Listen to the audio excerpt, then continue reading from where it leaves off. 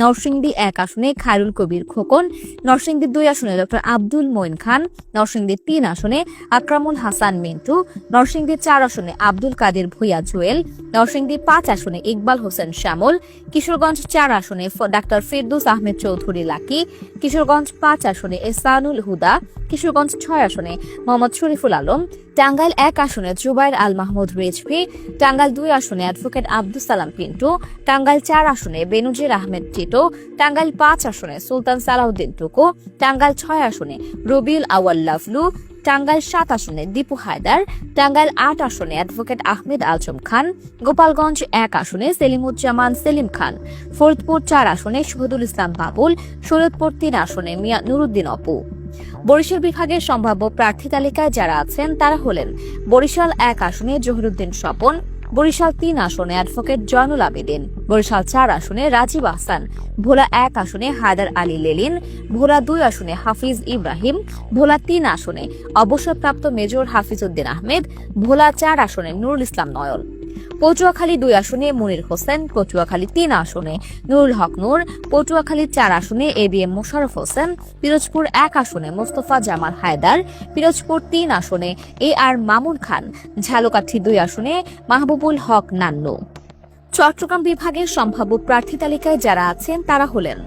চট্টগ্রাম 2 আসনে কাদের গনি চৌধুরী, চট্টগ্রাম 5 আসনে ব্যারিস্টার মীর হেলাল, চট্টগ্রাম 7 আসনে হুম্মাম কাদের চৌধুরী, চট্টগ্রাম 10 আসনে সাইদ আল নোমান, চট্টগ্রাম 11 আসনে ইসরাফিল খসরু, চট্টগ্রাম 12 আসনে সৈয়দ সাদাত আহমেদ, চট্টগ্রাম 14 আসনে কর্নেল অলি আহমেদ, চট্টগ্রাম 16 আসনে মফিজুর রহমান আশিক, ফেনী 1 আসনে রফিকুল আলম মজনু, কক্সবাজার 1 আসনে সালাউদ্দিন আহমেদ, কক্সবাজার 4 আসনে মোহাম্মদ আবদুল্লাহ, লক্ষ্মীপুর 1 আসনে আবু নাসের শেখ, লক্ষ্মীপুর 3 আসনে শহীদুদ্দিন চৌধুরী অ্যানি, লক্ষ্মীপুর 4 আসনে আসম আব্দুর রব, নোয়াখালী 1 আসনে মামুনুর রশিদ মামুন, নোয়াখালী 3 আসনে বরকতুল্লাহ বলু, নোয়াখালী 4 আসনে মোহাম্মদ শাহজাহান, নোয়াখালী 5 আসনে বজলুল করিম চৌধুরী আবেদ, নোয়াখালী 6 আসনে মাহবুবুর রহমান শামীম, কুমিল্লা 1 আসনে ডক্টর খন্দকার মোশাররফ হোসেন, কুমিল্লা 2 আসনে অধ্যক্ষ সেলিম ভুইয়া, কুমিল্লা 3 আসনে মোফাজ্জল হোসেন কায়কোবাদ, কুমিল্লা 4 আসনে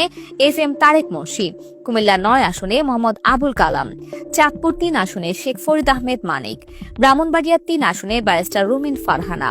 ব্রাহ্মণবাড়িয়া 6 আসনে জোনায়েদ সাকিব। সিলেট বিভাগের সম্ভাব্য প্রার্থী তালিকায় যারা আছেন তারা হলেন সিলেট 2 আসনে হুমায়ুন কবির, সিলেট 4 আসনে মিফতা সিদ্দিকী, হবিগঞ্জ 2 আসনে আহমেদ আলী মুখিব, হবিগঞ্জ 3 আসনে জি কে গৌস, হবিগঞ্জ 4 আসনে শাম্মী আক্তার, মৌলভীবাজার 1 আসনে শরীফুল হক সাজু, মৌলভীবাজার 2 আসনে বদরুল আলম চৌধুরী শিপ্টু, সুনামগঞ্জ 1 আসনে মাহবুবুর রহমান। রাজশাহী বিভাগের সম্ভাব্য প্রার্থী তালিকায় যারা আছেন তারা হলেন রাজশাহী 2 আসনে অ্যাডভোকেট এরশাদ আলী ইশা, রাজশাহী 4 আসনে অধ্যাপক কামাল হোসেন, রাজশাহী 5 আসনে আবু বকর সিদ্দিক, রাজশাহী 6 আসনে আনোয়ার হোসেন উজ্জ্বল, নাটোর 2 আসনে রুহুল কুদ্দুস তালুকদার দুলু, বগুড়া 1 আসনে কাজী রফিকুল ইসলাম, বগুড়া 2 আসনে মাহমুদুর রহমান মান্না, বগুড়া 3 আসনে আব্দুল মুহিত তালুকদার, বগুড়া 5 আসনে ফজলুর রহমান খোকন, বগুড়া 6 আসনে তারেক রহমান,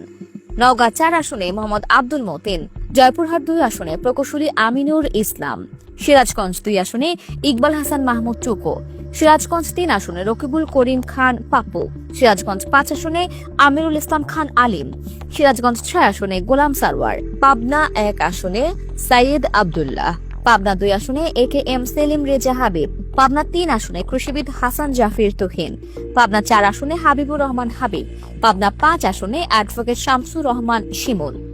রংপুর বিভাগের সম্ভাব্য প্রার্থী তালিকায় যারা আছেন তারা হলেন